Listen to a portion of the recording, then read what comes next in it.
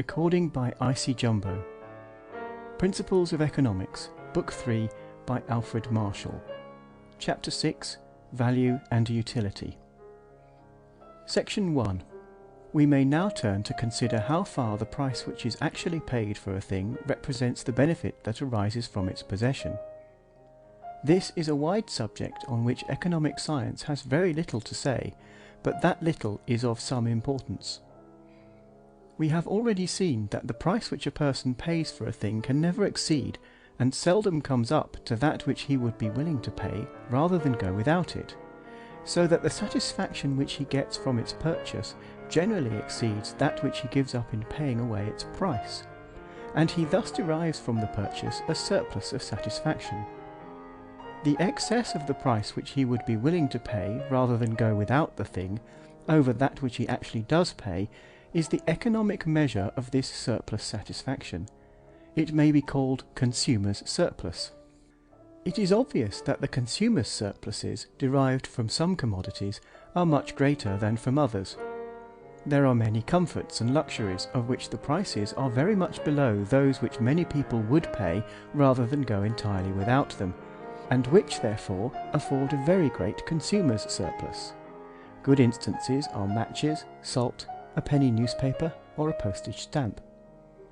This benefit, which he gets from purchasing at a low price things for which he would rather pay a high price than go without them, may be called the benefit which he derives from his opportunities, or from his environment, or, to recur to a word that was in common use a few generations ago, from his conjuncture. Our aim in the present chapter is to apply the notion of consumer surplus as an aid in estimating roughly some of the benefits which a person derives from his environment or his conjuncture. Footnote. This term is a familiar one in German economics, and meets a need which is much felt in English economics. For opportunity and environment, the only available substitutes for it, are sometimes rather misleading. By conjunctor, says Wagner, Grundlegung, edition 3, page 387, we understand the sum total of the technical, economic, social and legal conditions which, in a mode of national life, Volkswirtschaft, resting upon the division of labour and private property, especially private property in land and other material means of production, determine the demand for and supply of goods, and therefore their exchange value. This determination being as a rule, or at least in the main, independent of the will of the owner, of his activity, and his remissness. End of footnote. Section 2. In order to give definiteness to our notions, let us consider the case of tea purchased for domestic consumption. Let us take the case of a man who, if the price of tea were 20 shillings a pound, would just be induced to buy £1 annually, who would just be induced to buy £2 if the price were 14 shillings, £3 if the price were 10 shillings, £4 if the price were 6 shillings, £5 if the price were 4 shillings, £6 if the price were 3 shillings, and who, the price being actually 2 shillings, does purchase £7.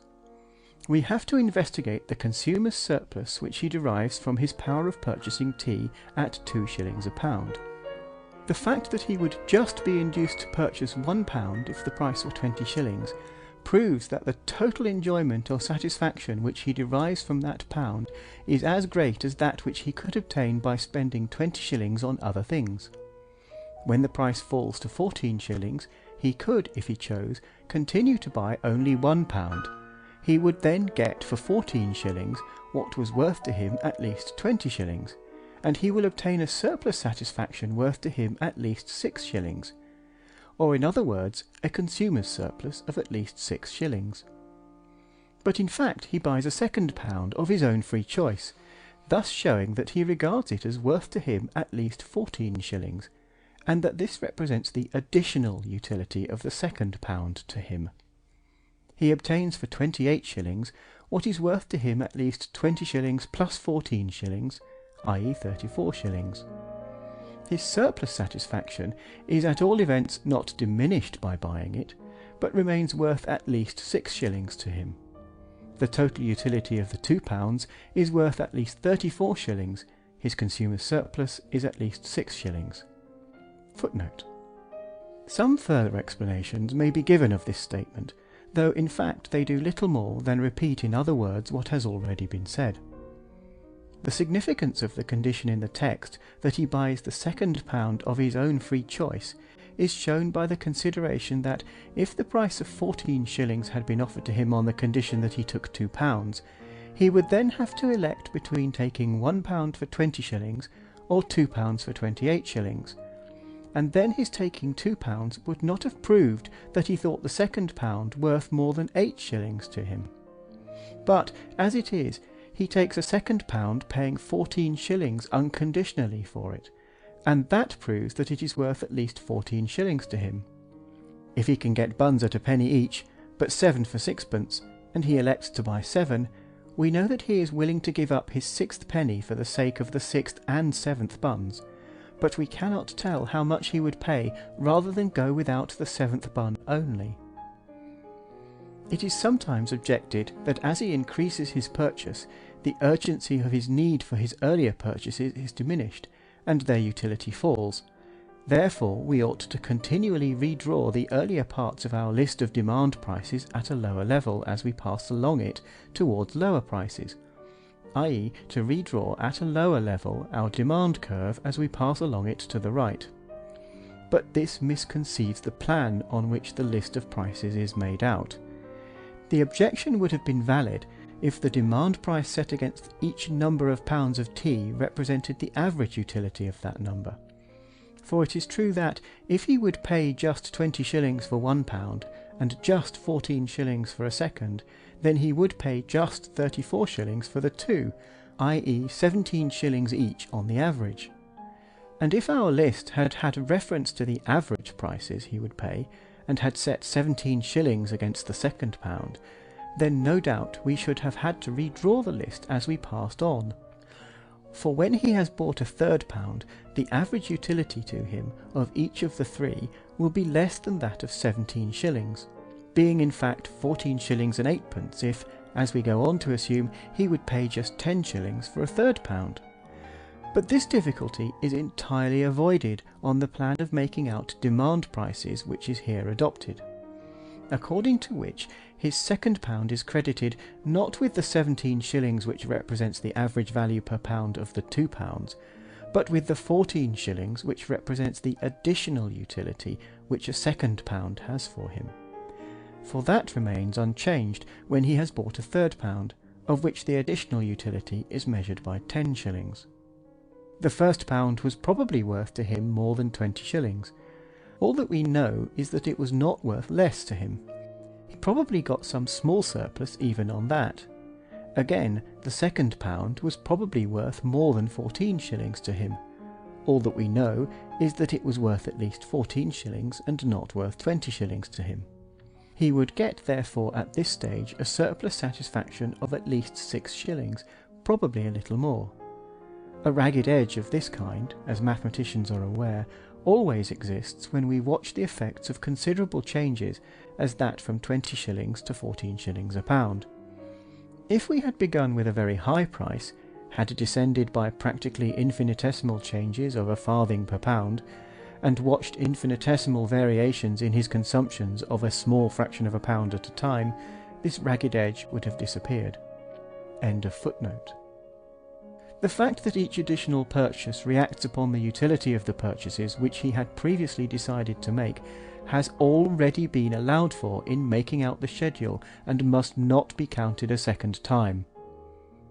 When the price falls to 10 shillings, he might, if he chose, continue to buy only £2, and obtain for 20 shillings what was worth to him at least 34 shillings, and derive a surplus satisfaction worth at least 14 shillings. But in fact, he prefers to buy a third pound, and as he does this freely, we know that he does not diminish his surplus satisfaction by doing it. He now gets for 30 shillings £3, of which the first is worth to him at least 20 shillings, the second at least 14 shillings, and the third at least 10 shillings. The total utility of the three is worth at least 44 shillings, his consumer's surplus is at least 14 shillings, and so on. When at last the price has fallen to 2 shillings, he buys £7, which are severally worth to him not less than 20, 14, 10, 6, 4, 3, and 2 shillings, or 59 shillings in all. This sum measures their total utility to him, and his consumer surplus is at least the excess of this sum over the 14 shillings he actually does pay for them, i.e. 45 shillings.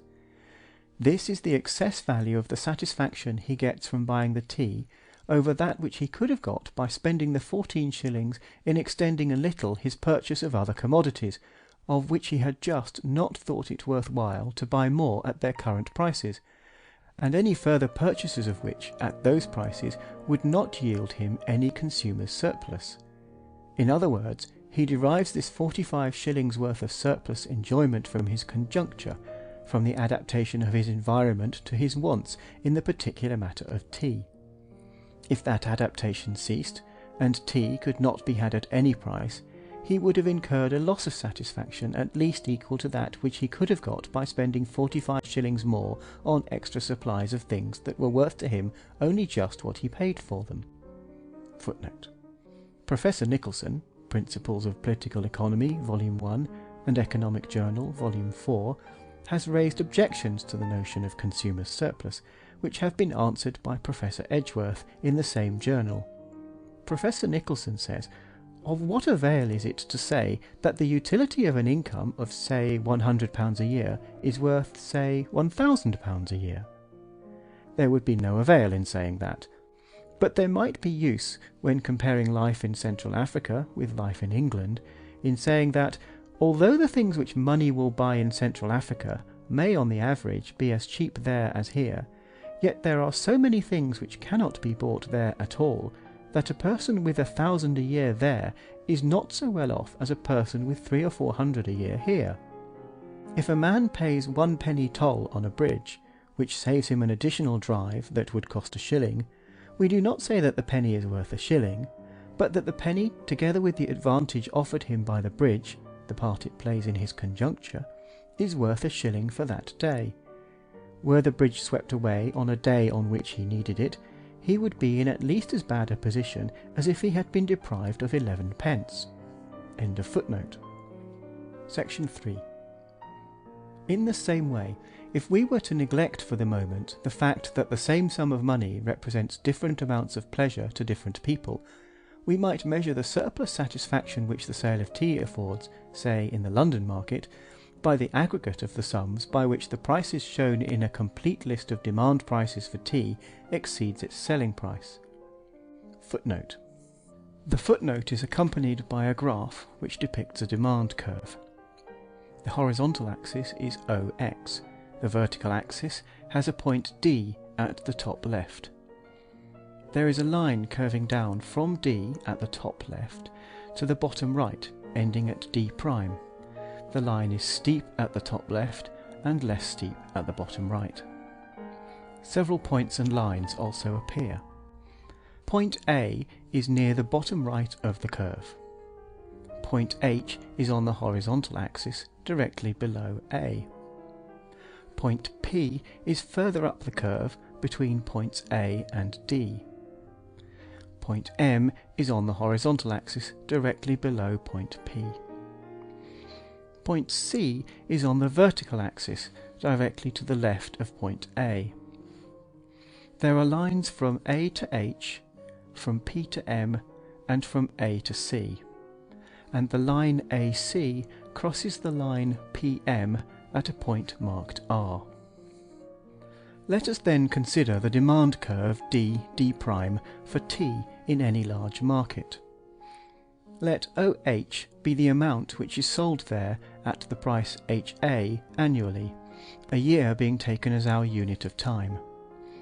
Taking any point M in OH, let us draw MP vertically upwards to meet the curve in P and cut a horizontal line through A in R. We will suppose the several pounds numbered in the order of the eagerness of the several purchasers, the eagerness of the purchaser of any pound being measured by the price he is just willing to pay for that pound. The figure informs us that OM can be sold at the price PM, but that at any higher price not quite so many pounds can be sold. There must be then some individual who will buy more at the price PM than he will at any higher price, and we are to regard the OMth pound as sold to this individual. Suppose, for instance, that PM represents 4 shillings, and that OM represents £1,000,000. The purchaser described in this text is just willing to buy his 5th pound of tea at the price 4 shillings, and the OMth or millionth pound may be said to be sold to him. If AH, and therefore RM, represents 2 shillings, the consumer's surplus derived from the OMth pound is the excess of PM, or 4 shillings, which the purchaser of that pound would have been willing to pay for it over RM, the 2 shillings, which he actually does pay for it. Let us suppose that a very thin vertical parallelogram is drawn, of which the height is PM, and of which the base is the distance along OX that measures the single unit or pound of tea.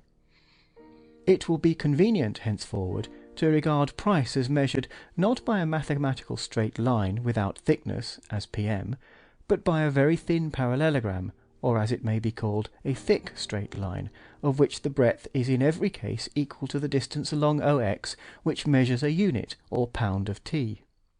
Thus, we should say that the total satisfaction derived from the OMth pound of tea is represented, or on the assumption made in the last paragraph of the text is measured, by the thick straight line MP.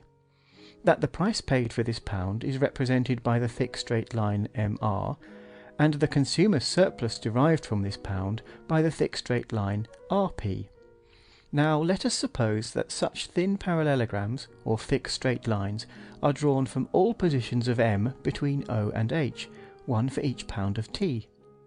The thick straight lines thus drawn, as MP is, from OX up to the demand curve, will each represent the aggregate of the satisfaction derived from a pound of tea, and taken together thus occupy and exactly fill up the whole area DOHA. Therefore, we may say that the area DOHA represents the aggregate of the satisfaction derived from the consumption of tea. Again, each of the straight lines drawn, as MR is, from OX upwards as far as AC, represents the price that actually is paid for a pound of tea. These straight lines together make up the area COHA, and therefore this area represents the total price paid for tea. Finally, each of the straight lines drawn as RP is, from AC upwards as far as the demand curve, represents the consumer's surplus derived from the corresponding pound of tea. These straight lines together make up the area DCA, and therefore this area represents the total consumer's surplus that is derived from tea when the price is AH. But it must be repeated that this geometrical measurement is only an aggregate of the measures of benefits which are not all measured on the same scale, except on the assumption just made in the text. Unless that assumption is made, the area only represents an aggregate of satisfactions, the several amounts of which are not exactly measured. On that assumption only, its area measures the volume of the total net satisfaction derived from the tea by its various purchasers. End of footnote. This analysis, with its new names and elaborate machinery, appears at first sight laboured and unreal. On closer study, it will be found to introduce no new difficulties and to make no new assumptions, but only to bring to light difficulties and assumptions that are latent in the common language of the marketplace. For in this, as in other cases, the apparent simplicity of popular phrases veils a real complexity, and it is the duty of science to bring out that latent complexity, to face it, and to reduce it as far as possible, so that in later stages we may handle firmly difficulties that could not be grasped with a good grip by the vague thought and language of ordinary life. It is a common saying in ordinary life that the real worth of things to a man is not gauged by the price he pays for them, that, though he spends for instance much more on tea than on salt, yet salt is of greater real worth to him, and that this would be clearly seen if he were entirely deprived of it. This line of argument is but thrown into precise technical form when it is said that we cannot trust the marginal utility of a commodity to indicate its total utility. If some shipwrecked men, expecting to wait a year before they were rescued, had a few pounds of tea and the same number of pounds of salt to divide between them, the salt would be the more highly prized, because the marginal utility of an ounce of salt, when a person expects to get only a few of them in the year, is greater than that of tea under like circumstances. But under ordinary circumstances, the price of salt being low, everyone buys so much of it that an individual pound would make him little additional satisfaction. The total utility of salt to him is very great indeed, yet its marginal utility is low. On the other hand, since tea is costly, most people use less of it, and let the water stay on it rather longer than they would if it could be got at nearly as low a price as salt can. Their desire for it is far from being satiated. Its marginal utility remains high, and they may be willing to pay as much for an additional ounce of it as they would for an additional pound of salt. The common saying of ordinary life, with which we began, suggests all this, but not in an exact and definite form, such as is needed for a statement which will often be applied in later work. The use of technical terms at starting adds nothing to knowledge, but it puts familiar knowledge in a firm, compact shape, ready to serve as the basis for further study. Footnote. Harris, on Coins, 1757, says, "Things in general are valued, not according to their real uses in supplying the necessities of men, but rather in proportion to the land, labour, and skill that are requisite to produce them. It is according to this proportion nearly that things or commodities are exchanged one for another, and it is by the said scale that the intrinsic values of most things are chiefly estimated. Water is of great use, and yet ordinarily of little or no value, because in most places water flows spontaneously in such great plenty as not to be withheld within the limits of private property, but all may have enough without other expense than that of bringing or conducting it when the case so requires. On the other hand, diamonds being very scarce, have upon that account a great value, though they are but little use." End of footnote. Or the real worth of a thing might be discussed with reference not to a single person, but to people in general, and thus it would naturally be assumed that a shilling's worth of gratification to one Englishman might be taken as equivalent with a shilling's worth to another, to start with, and until cause to the contrary were shown. But everyone would know that this was a reasonable course only on the supposition that the consumers of tea and those of salt belonged to the same classes of people, and included people of every variety of temperament. Footnote. There might conceivably be persons of high sensibility who would suffer specially from the want of either salt or tea, or who were generally sensitive, and who would suffer more from the loss of a certain part of their income than others in the same station of life. But it would be assumed that such differences between individuals might be neglected, since we were considering in either case the average of large numbers of people, though of course it might be necessary to consider whether there were some special reason for believing, say, that those who laid most store by tea were a specially sensitive class of people. If it could, then a separate allowance for this would have to be made before applying the results of economical analysis to practical problems of ethics or politics. End of footnote. This involves the consideration that a pound's worth of satisfaction to an ordinary poor man is a much greater thing than a pound's worth of satisfaction to an ordinary rich man. And if instead of comparing tea and salt, which are both used largely by all classes, we compared either of them with champagne or pineapples, the correction to be made on this account would be more than important. It would change the whole character of the estimate.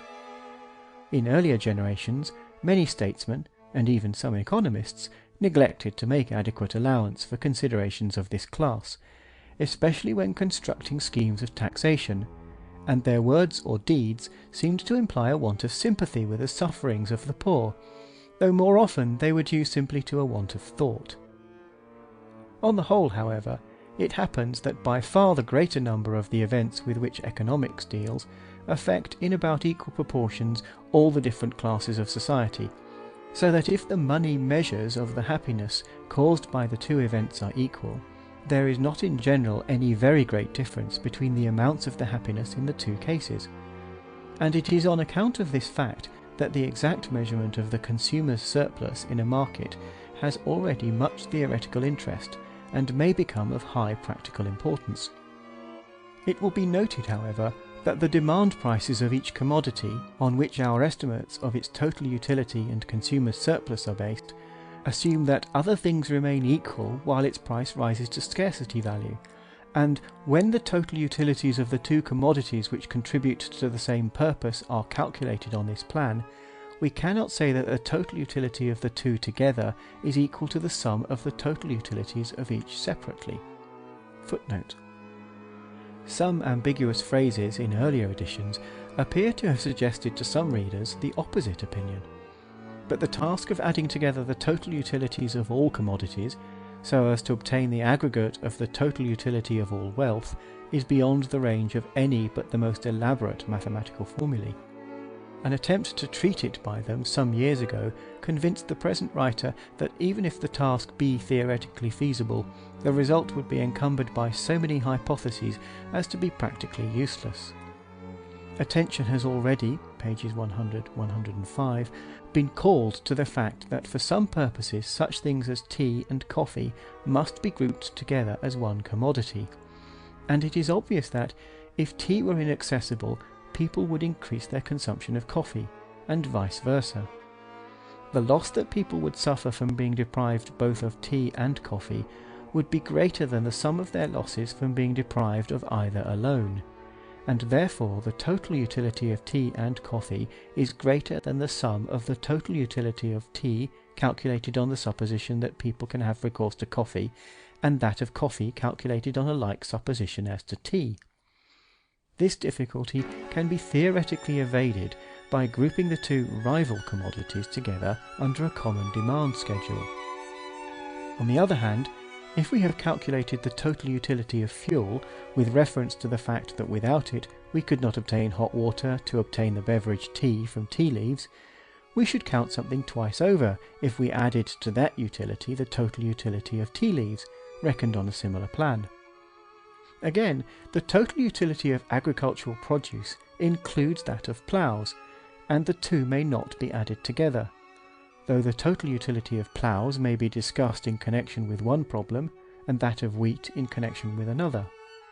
Other aspects of these two difficulties are examined in 5 and 6. Professor Patton has insisted on the latter of them in some able and suggestive writings, but his attempt to express the aggregate utility of all forms of wealth seems to overlook many difficulties. End of footnote. Section 4. The substance of our argument would not be affected if we took account of the fact that the more a person spends on anything, the less power he retains of purchasing more of it or of other things, and the greater is the value of money to him. In technical language, every fresh expenditure increases the marginal value of money to him. But though its substance would not be altered, its form would be made more intricate without any corresponding gain, for there are very few practical problems in which the corrections to be made under this head would be of any importance. Footnote. In mathematical language, the neglected elements would generally belong to the second order of small quantities, and the legitimacy of the familiar scientific method by which they are neglected would have seemed beyond question had not Professor Nicholson challenged it. A short reply to him has been given by Professor Edgeworth in the Economic Journal for March 1894, and a fuller reply by Professor Barone in the Giornale degli Economisti for September 1894, of which some account is given by Mr. Sanger in the Economic Journal for March 1895. As is indicated in Note 6 in the Mathematical Appendix, formal account could be taken of changes in the marginal utility of money if it were desired to do so. If we attempted to add together the total utilities of all commodities, we should be bound to do so. That task is, however, impracticable. End of footnote. There are, however, some exceptions. For instance, as Sir R. Giffen has pointed out, a rise in the price of bread makes so large a drain on the resources of the poorer labouring families, and raises so much the marginal utility of money to them, that they are forced to curtail their consumption of meat and the more expensive farinaceous foods. And bread being still the cheapest food which they can get and will take, they consume more and not less of it. But such cases are rare. When they are met with, each must be treated on its own merits. It has already been remarked that we cannot guess at all accurately how much of anything people would buy at prices very different from those which they are accustomed to pay for it, or in other words, what the demand prices for it would be for amounts very different from those which are commonly sold. Our list of demand prices is therefore highly conjectural, except in the neighbourhood of the customary price, and the best estimates we can form of the whole amount of the utility of anything are liable to large error. But this difficulty is not important practically, for the chief applications of the doctrine of consumer's surplus are concerned with such changes in it as would accompany changes in the price of the commodity in question in the neighbourhood of the customary price. That is, they require us to use only that information with which we are fairly well supplied. These remarks apply with special force to necessaries. Footnote. The notion of consumer's surplus may help us a little now, and when our statistical knowledge is further advanced, it may help us a great deal to decide how much injury would be done to the public by an additional tax of 6d. a pound on tea, or by an addition of 10% to the freight charges of a railway. And the value of the notion is but little diminished by the fact that it would not help us much to estimate the loss that would be caused by a tax of 30s. a pound on tea, or a tenfold rise in freight charges.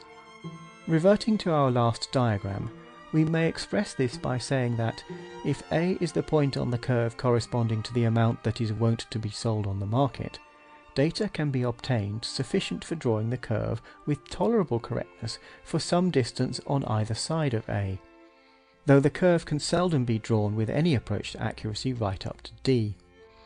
But this is practically unimportant, because in the chief practical applications of the theory of value, we should seldom make any use of a knowledge of the whole shape of the demand curve if we had it. We need just what we can get, that is, a fairly correct knowledge of its shape in the neighbourhood of A.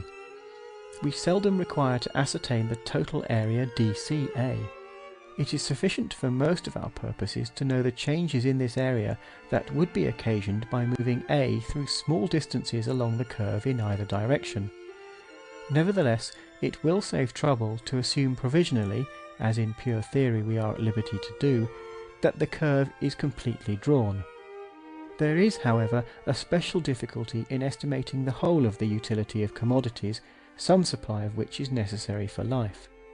If any attempt is made to do it, the best plan is perhaps to take that necessary supply for granted, and estimate the total utility only of that part of the commodity which is in excess of this amount.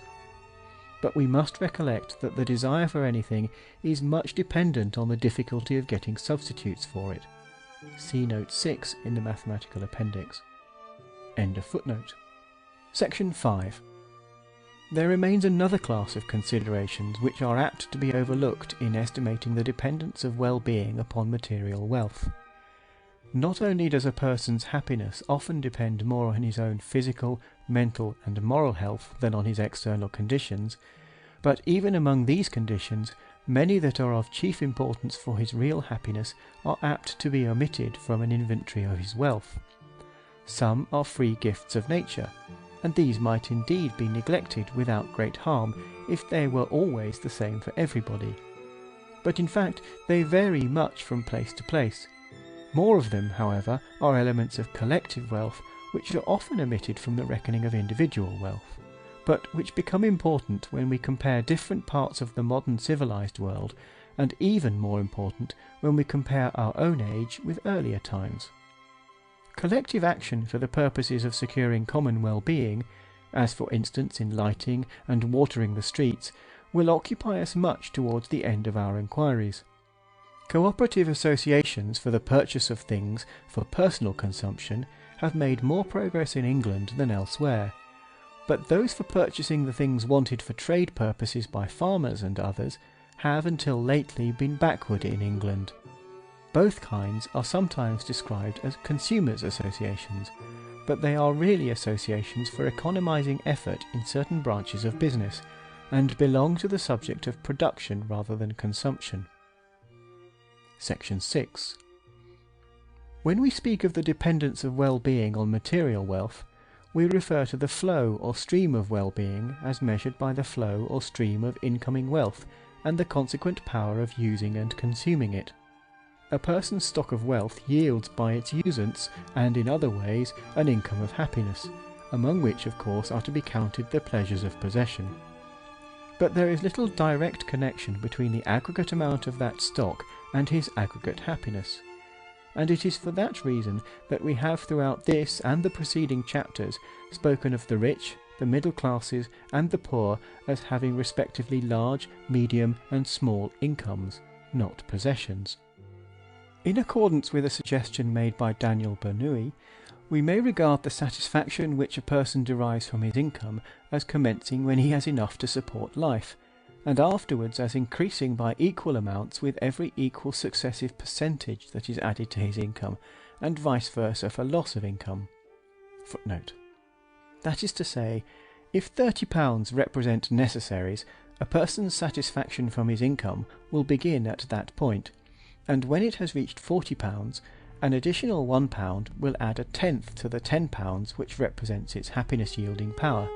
But if his income were £100, that is £70 above the level of necessaries, an additional £7 would be required to add as much to his happiness as £1 if his income were £40. While if his income were £10,000, an additional £1,000 would be needed to produce an equal effect. Compare Note 8 in the appendix. Of course, such estimates are very much at random, and unable to adapt themselves to the varying circumstances of individual life.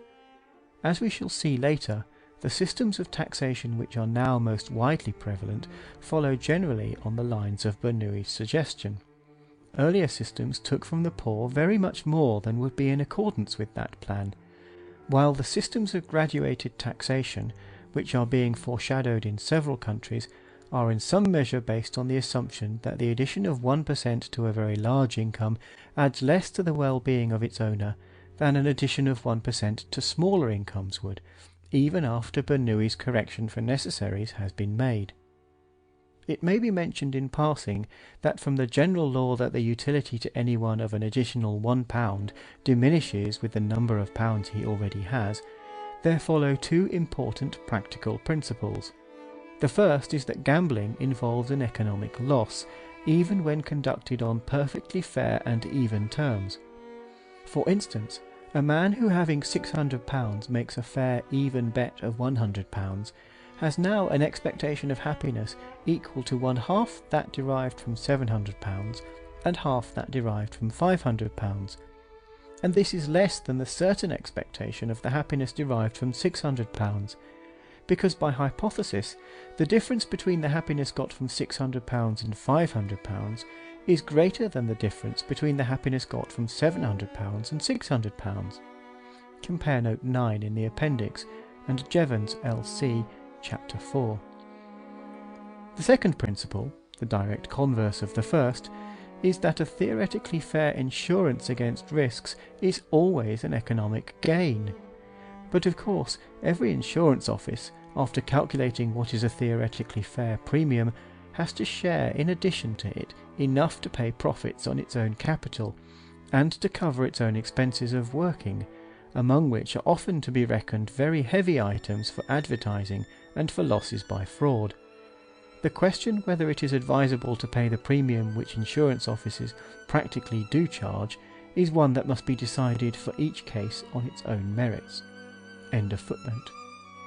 But after a time, new riches often lose a great part of their charms. Partly this is the result of familiarity, which makes people cease to derive much pleasure from accustomed comforts and luxuries, though they suffer greater pain from their loss. Partly it is due to the fact that with increased riches there often comes either the weariness of age, or at least an increase of nervous strain, and perhaps even habits of living that lower physical vitality and diminish the capacity for pleasure. In every civilized country there have been some followers of the Buddhist doctrine that a placid serenity is the highest ideal of life, that it is the part of the wise man to root out of his nature as many wants and desires as he can, that real riches consist not in the abundance of goods, but in the paucity of wants. At the other extreme are those who maintain that the growth of new wants and desires is always beneficial because it stimulates people to increased exertions. They seem to have made the mistake, as Herbert Spencer says, of supposing that life is for working instead of working for life. Footnote.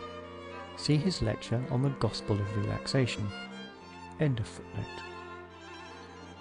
The truth seems to be that as human nature is constituted, man rapidly degenerates unless he has some hard work to do, some difficulties to overcome, and that some strenuous exertion is necessary for physical and moral health. The fullness of life lies in the development and activity of as many and as high faculties as possible. There is intense pleasure in the ardent pursuit of any aim, whether it be success in business, the advancement of art and science, or the improvement of the condition of one's fellow beings. The highest constructive work of all kinds must often alternate between periods of overstrain and periods of lassitude and stagnation. But for ordinary people, for those who have no strong ambitions, whether of a lower or higher kind, a moderate income earned by moderate and fairly steady work offers the best opportunity for growth of those habits of body, mind and spirit in which alone there is true happiness. There is some misuse of wealth in all ranks of society, and though, speaking generally, we may say that every increase in the wealth of the working classes adds to the fullness and nobility of human life, because it is used chiefly in the satisfaction of real wants, yet even among the artisans in England, and perhaps still more in new countries, there are signs of the growth of that unwholesome desire for wealth as a means of display, which has been the chief bane of the well-to-do classes in every civilized country. Laws against luxury have been futile, but it would be a gain if the moral sentiment of the community could induce people to avoid all sorts of display of individual wealth. There are indeed true and worthy pleasures to be got from wisely ordered magnificence, but they are at their best when free from any taint of personal vanity on the one side and envy on the other, as they are when they centre round public buildings, public parks, public collections of the fine arts, and public games and amusements. So long as wealth is applied to provide for every family the necessaries of life and culture, and an abundance of the higher forms of enjoyment for collective use, so long the pursuit of wealth is a noble aim, and the pleasures which it brings are likely to increase with the growth of those higher activities which it is used to promote. When the necessaries of life are once provided, everyone should seek to increase the beauty of things in his possession rather than their number or their magnificence. An improvement in the artistic character of furniture and clothing trains the higher faculties of those who make them, and is a source of growing happiness to those who use them. But if instead of seeking for a higher standard of beauty, we spend our growing resources on increasing the complexity and intricacy of our domestic goods, we gain thereby no true benefit, no lasting happiness. The world would go much better if everyone would buy fewer and simpler things, and would take trouble in selecting them for their real beauty, being careful of course to get good value in return for his outlay, but preferring to buy a few things made well by highly paid labour, rather than many made badly by low paid labour. But we are exceeding the proper scope of the present book. The discussion of the influence on general well-being which is exerted by the mode in which each individual spends his income is one of the more important of those applications of economic science to the